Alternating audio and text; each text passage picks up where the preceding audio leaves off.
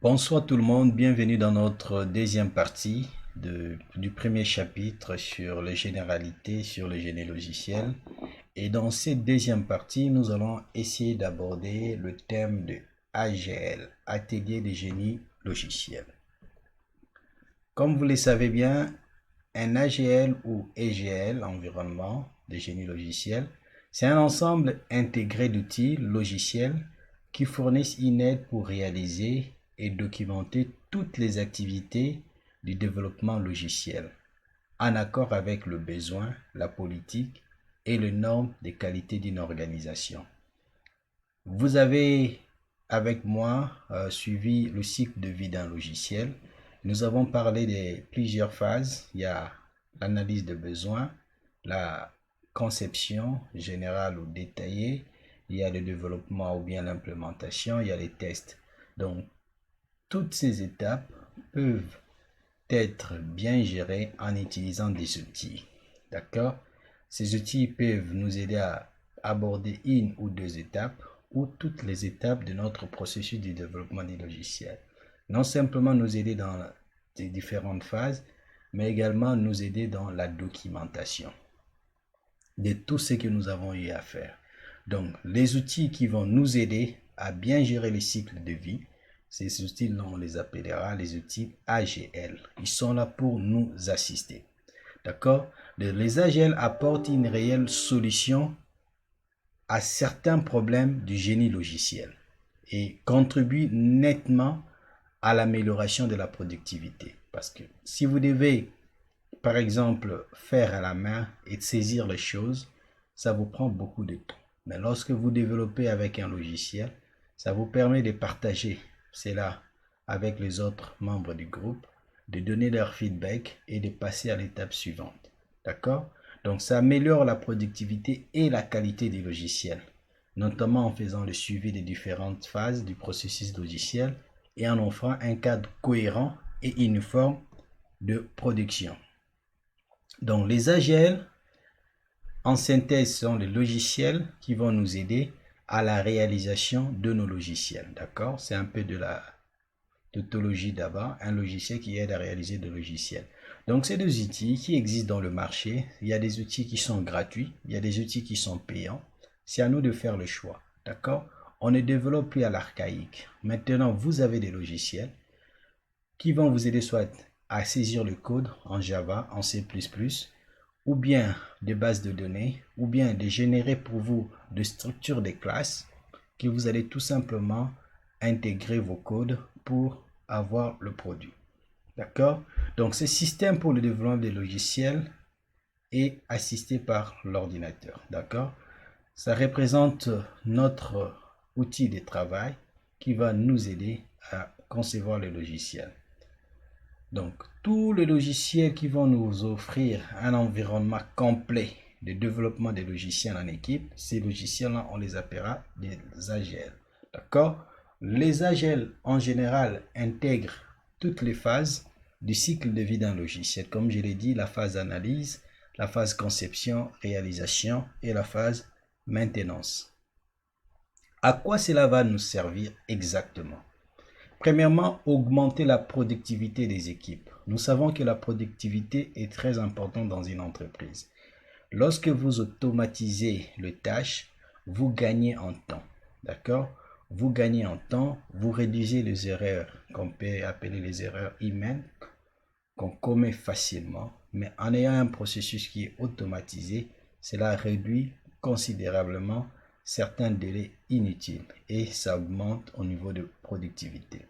Ça favorise la standardisation de la production, d'accord? On a un langage commun, on a un modèle commun qu'on utilise. Il n'y a pas plusieurs modèles. On a une seule version de code. On a une seule version, par exemple, des différents diagrammes, des cas d'utilisation, diagrammes de classe qui seront utilisés. Ça accroît la prédictibilité des développements. D'accord? Ça nous permet de bien comprendre où est-ce que nous allons et à réparer cela. Ça améliore la visibilité des projets. D'accord? À chaque étape, nous pouvons comprendre où nous en sommes et quelles sont les fonctions qui restent à développer. Ça augmente le confort et la créativité des développeurs. Donc, il y a des outils qui sont vraiment très efficaces. Vous avez des librairies qui sont déjà intégrées. Utilisez ces outils, par exemple des outils qui vont faire l'analyse de vos différentes instructions et vous donner les différentes erreurs. Ça vous fait gagner du temps au lieu de revenir faire le débogage à tout moment. Cela vous permet en temps réel de connaître si le code est mal saisi, de réparer les erreurs et de progresser. Améliorer le suivi, améliorer la qualité. Comment? En faisant le suivi des différentes phases du processus logiciel et en offrant un cadre cohérent et uniforme de production. Donc, nous avons un outil qui va nous aider. Ce que je dois souligner ici, l'ingénieur doit avoir d'abord une connaissance avant de chercher à utiliser l'outil. Ce n'est pas l'outil qui fait le travail à votre place. C'est vous qui travaillez en utilisant l'outil en question pour gagner du temps ou améliorer la qualité de votre produit. Donc, il faut faire vraiment la différence. Souvent, on pense que parce que j'ai l'outil, je vais bien travailler. Non, c'est parce que j'ai la connaissance et enfin, j'ai un outil qui va m'aider à mettre en place tout ce que j'ai comme connaissance. Donc, les outils de génie logiciel Case en anglais intègrent différents outils au développement des logiciels. D'accord? Il y a certains outils qu'on peut dire des outils horizontaux. Donc, quand on parle de l'horizontaux, on voit, ça touche tout le cycle de vie d'un logiciel, de l'analyse conception jusqu'à la phase déploiement. Et quand on parle outils verticaux, ça ne touche que une ou deux phases, d'accord? Pas plus, d'accord? Ça touche simplement l'analyse. Il y a des outils qui sont là juste pour faire l'analyse fonctionnelle. Il y a des outils qui sont là juste pour la conception. Il y a des outils qui sont là rien que pour le codage, d'accord? Quand vous utilisez par exemple Eclipse, vous ne faites que le codage. Il y a des outils qui sont là juste pour faire les tests. Ça arrive avec plusieurs modules qui vont vous faire des tests unitaires, des tests d'intégration, ainsi de suite. Donc, vous avez plusieurs outils. Ces outils peuvent être des outils horizontaux ou des outils verticaux. Donc, tout dépendra de quel type d'outil vous avez accès. Maintenant, dans les outils, ces différents outils qui interviennent lors d'une ou de plusieurs phases du cycle de vie des logiciels, ça peut être des outils pour éditer du texte, le diagramme, parce que dans la phase de conception, si on utilise la méthode UML, j'ai besoin de représenter les diagrammes de cas d'utilisation pour connaître les fonctions principales de mon programme. J'aurai besoin d'un logiciel qui va m'aider à modéliser ces diagrammes de cas d'utilisation. J'aurai besoin d'un logiciel qui va m'aider à modéliser les diagrammes de séquences, les diagrammes, par exemple, de classes, le diagramme de déploiement. D'accord? J'aurai besoin des outils. Lorsque je passe à la phase programmation, j'ai besoin de coder mon programme. Je peux utiliser, par exemple, Visual Basic. Visual Basic va me donner un environnement de développement pour compiler mon code, pour voir le résultat. Je peux utiliser CodeBlock. Je peux utiliser n'importe quel outil qui va m'aider à faire de la programmation. D'accord? Donc, certains outils concernant notamment la gestion de configuration, la gestion de projet, interviennent durant la totalité du processus logiciel. D'autres interviennent juste sur une phase spécifique. Donc, quand on parle des outils horizontaux, on voit les outils qui touchent tout. D'accord? Service pour l'ensemble du cycle de vie. D'accord? C'est permet d'éditer du texte, gérer le projet, faire le diagramme de Gantt et pouvoir séquencer le projet dans le temps, la gestion des différentes terminologies utilisées, le dictionnaire, l'abstraction, l'administration, le droit d'accès, la configuration, la documentation et toute la communication. Donc, il y a des outils qui sont vraiment complets, qui vous aident à faire tout cela. Mais il y a des outils aussi qui sont des outils complètement verticaux, qui ne touchent qu'une ou deux parties de votre processus. Par exemple, des outils qui ne se focalisent que sur la spécification fonctionnelle, sur la conception, génération de code. Les IDE, par exemple, pour le codage, d'accord, le compilateur. Donc, on a des outils propres à chaque phase, comme on a des outils qui touchent toutes les phases. Donc, vous devez, quand vous sélectionnez un outil, de savoir qu'il s'agit de quel type d'outil, touchant une classe ou plusieurs classes. Donc, l'AGL intègre différents outils Case. de manière à le faire coopérer de façon uniforme. Donc, on peut avoir plusieurs outils. Un outil pour la gestion de projet, un outil pour l'analyse et la conception, et un autre outil pour le code et les tests. D'accord? On peut avoir plusieurs outils, mais tous ces outils, on le met ensemble. D'accord? Donc, cette intégration peut s'effectuer à 3 niveaux. Donc, si on a plusieurs outils, on peut les intégrer à 3 niveaux. Le premier niveau, c'est l'intégration des données. D'accord? Les outils case manipulent, génèrent, transforment les données. D'accord? Par exemple, la spécification, le modèle conceptuel des données, jeu de tests, de code. Donc, ça peut être des outils qui touchent aux données. Deuxième type d'outils qui touchent à l'interface utilisateur. Donc, tous les utilisateurs, tous les outils intégrés dans l'Agile communiquent avec l'utilisateur selon un schéma uniforme, ce qui facilite leur utilisation, ou bien qui touchent aux activités, l'intégration des activités. Donc, l'Agile peut gérer les séquencements des appels aux différents outils intégrés, assurer ainsi un enchaînement cohérent des différentes phases du processus. Donc, tout dépend des outils que vous utilisez. Donc, les AGL peuvent être classés selon plusieurs aspects. La richesse du support, parce que celui qui nous offre plus d'outils, d'accord, ensemble de outils intégrés, aide à la démarche, d'accord. Le type de problème, c'est un AGL qui nous résout juste le problème des systèmes embarqués ou les temps réels ou les applications métiers. Projet ingénierie logicielle, d'accord, le développement du logiciel, intégrant des systèmes à base de connaissances, l'ampleur du projet, est-ce que des projets complexes, des projets simples, la gestion des ressources du projet.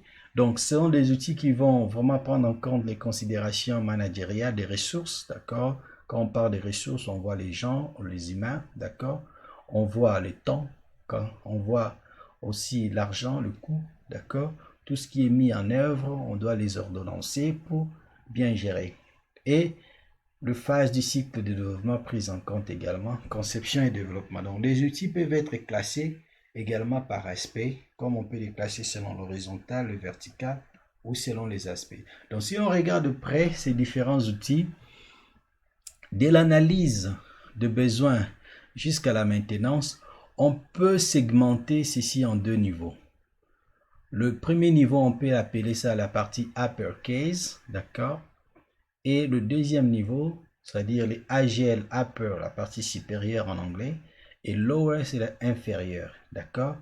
Donc, les logiciels qui ne traitent que l'analyse des besoins ou la spécification et la conception, ce sont les uppercase tools, d'accord?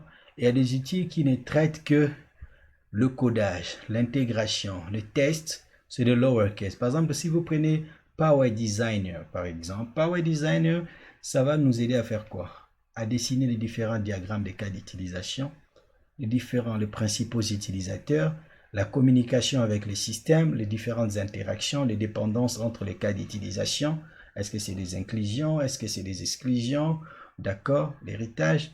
Et on peut avoir aussi des outils qu'il faut utiliser pour programmer. Par exemple, le Power Builder. D'accord?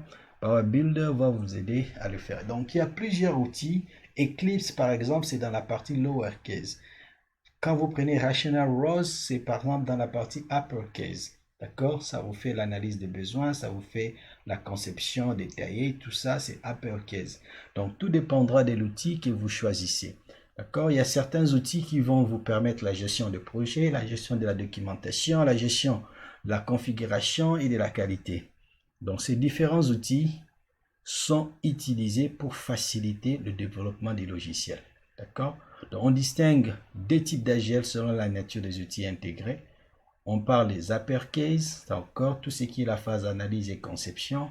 Et on parle de lowercase, tout ce qui est codage. Donc, quand vous voyez quelque chose qui vous aide à faire le diagramme des classes, le diagramme des séquences, le diagramme, par exemple, d'activité, d'accord? Tout ce qui est intégration des composants, ça, c'est les uppercase. C'est la partie abstraite. C'est tout ce qui n'est pas palpable directement, d'accord? C'est tout ce qui est architecture, design. Donc, c'est les uppercase. Mais lorsqu'on commence à programmer, à écrire avec un langage de programmation, Python, Java, ou bien de la conception, on génère directement les diagrammes des différentes classes. Là, c'est des applications AGL lowercase. Donc, les environnements uppercase, comme on l'a dit tout à l'heure, ils supportent les phases d'analyse et de conception du processus logiciel. Donc, ils vont nous aider à bien dessiner nos diagrammes d'analyse de besoins et à bien dessiner les différents diagrammes dans la phase de conception, que ce soit la conception globale ou la conception détaillée. Donc, on aura besoin de ces outils-là. Par exemple, quand je prends un outil qui va m'aider, par exemple, Rational Rows, à faire le diagramme des cas d'utilisation, à bien définir mon système, les différents acteurs, les différentes fonctions principales, et je peux passer à la phase conception du processus, là où je peux concevoir les différents diagrammes d'activité, les différents diagrammes de séquences et ainsi de suite. Donc ces outils intègrent généralement des outils pour l'édition des diagrammes, d'accord, pour éditer les diagrammes, modifier, ajouter, supprimer, la gestion des dictionnaires de données, les outils pour l'édition des rapports, ça va vous aider à générer les rapports. Ça peut aussi vous aider à générer le code. Avec les diagrammes de classe, je peux générer une classe orientée objet associée au diagramme de classe. D'accord? Je peux avec le diagramme de séquence générer les différentes fonctions principales qui seront exploitées comme étant attributs de mes différentes classes. Donc les outils pour le prototypage également peuvent être utilisés. Donc ils sont généralement basés sur une méthode d'analyse et de conception. Donc la méthode la plus utilisée, c'est la méthode UML. D'accord? On utilise UML pour modéliser notre système. UML, c'est le langage le plus connu. Si vous ne voulez pas utiliser UML, vous pouvez utiliser Merise. Par exemple, vous avez une entreprise d'exploitation qui veut modéliser, par exemple, son système de transformation, transformer les matières premières, par exemple. Vous devez modéliser, créer un système qui va faire le monitoring, mesurer la quantité, ainsi de suite. Lorsque vous modélisez ça avec des diagrammes, des cas d'utilisation, les diagrammes de séquences, ça permet aux gens qui vont développer de comprendre de quoi il s'agit. OK? Et vous avez une version commune au niveau de vos schémas. Donc, il n'y aura pas plusieurs schémas. So, Objecteering also, c'est un outil que vous pouvez utiliser pour l'analyse et la conception. Il y a pas mal d'outils gratuits que vous pouvez également télécharger sur Internet. Maintenant, concernant les environnements de développement lowercase qu'on utilise beaucoup, parce que la plupart d'entre vous, à ces niveaux, vous avez déjà utilisé un ou deux outils de lowercase, par exemple pour programmer en C++, pour programmer en C, en Java, pour programmer par exemple en VB. Donc vous avez utilisé des outils, ce sont les outils lowercase, c'est-à-dire ça supporte les phases d'implémentation et des tests du processus logiciel, d'accord, pour voir les résultats d'un programme en Android. Vous avez eu à utiliser ces environnements-là. Donc, ils intègrent généralement des éditeurs, des générateurs d'interface en machine, des SGBD, des compilateurs, optimiseurs et des debuggers. D'accord? Lorsque vous prenez Eclipse, vous avez tous ces éléments dans Eclipse. D'accord? Et ça vous permet facilement de développer des logiciels. Donc, les environnements de développement peuvent être dédiés, d'accord? Certains environnements plus évolués sont dédiés à un langage particulier. Il y a des langages, par exemple, quand j'utilise Eclipse, c'est souvent Java, d'accord? Vous programmez qu'en Java. Je peux utiliser Smalltalk, je peux utiliser Visual Studio Code, mais l'avantage de Visual Studio Code, vous pouvez programmer n'importe quel langage et vous ajoutez juste le librairie pour compiler les différents codes. D'accord? Donc, ces différents environnements proposent des bibliothèques des composants, des interfaces graphiques, des éditeurs dédiés au langage, des interprètes, des debuggers pour exactement traduire votre programme qui est écrit en langage compréhensible à un langage machine. Donc, les environnements de développement, il existe des générateurs d'environnement de programmation. Donc, je peux modéliser quelque chose, par exemple un diagramme de classe, et je clique sur le diagramme de classe, il va me générer la base de données avec cette classe comme une table. D'accord? Il peut me générer aussi le code source d'un programme en Java ou en C++ modélisant la classe pour interagir avec la base de données. Donc, on peut tout réaliser. Donc, à partir de la description formelle d'un langage, il génère un environnement de programmation dédié au langage. D'accord? Un éditeur dédié au langage, des pretty printers, les débuggers, ainsi de suite. Donc, il y a plusieurs outils dans ce sens-là. Il y a dans le front case tool, front-end case, on peut parler des AGL orientés base de données. D'accord? Ça nous permet de générer à partir des diagrammes de classe des bases de données et les AGL orientés objets. D'accord? Ça nous génère la structure de notre application orientée objet. Donc, ça dépendra de quel outil nous utilisons. Donc, le plus important, ces outils-là vont être utilisés dans les phases d'élaboration et de construction du processus. D'accord? L'édition des diagrammes, des dictionnaires, et ainsi de suite. Concernant les environnements de développement qu'on appellera les back-end, le front-end, ce qui est visible par l'utilisateur, le back-end, tout ce qui est processus au niveau serveur. Donc, les phases d'implémentation des tests, les éditeurs, les générateurs d'interface homme-machine, les référentiels, le compilateur. Donc, ces outils intègrent tous ces éléments. Donc, l'AGL intègre des différents outils de case de manière à le faire coopérer de façon uniforme. D'accord? Quand vous avez l'AGL, vous avez tous ces éléments qui seront intégrés. Donc, l'intégration des données, l'intégration de l'interface et l'utilisateur, l'intégration des activités. Donc, l'AGL prend cela en compte. Quelques difficultés d'utilisation de l'AGL, on peut parler par exemple de raisons liées aux développeurs, d'accord, remise en cause des pratiques courantes, complexité d'utilisation. Il y a certains outils qui sont un peu complexes, qui intègrent beaucoup d'autres choses, d'accord. Par exemple, quand vous êtes sur Eclipse, comment ajouter les fichiers .jar. Donc, il faut avoir un outil qui est plus facile à gérer, d'accord. Raisons liées à l'entreprise, la plateforme matérielle où le coût est trop élevé, l'entreprise peut rejeter cela. Lié au projet, d'accord, révaudage d'anciens programmes, compatibilité avec le passé. Donc, ça peut faire qu'on peut choisir un environnement par rapport à un autre. Donc, il y a des raisons liées aux fournisseurs. Bon, vous avez la commercialisation active, donc vous devez choisir forcément tel environnement de développement comparé à d'autres. Donc, le choix d'un AGL, quand est-ce que nous devons choisir un AGL pour notre entreprise ou notre environnement de travail? Donc, vous devez pour cela aborder le choix comme un projet majeur. Quel est l'outil que nous devons utiliser? Donc, vous devez vraiment vous concentrer, focaliser sur cela. Donc, choisir la méthodologie de développement. Quelle est la méthodologie de développement que vous allez utiliser? Sur base de ça, vous allez fixer précisément les objectifs, définir la capacité exacte des outils en termes de opérations supportées, c'est-à-dire la navigation des modèles, la génération de code, import-export des modèles. OK? Et vous allez bien connaître son entreprise. Quel est le niveau, par exemple, de qualité des services que nous offrons, le méthode, les standards comme est-il, la manière dont c'est appliqué, et ainsi de suite. Et vous devez aussi limiter le nombre de fournisseurs. D'accord? Les gens qui vont vous proposer des outils.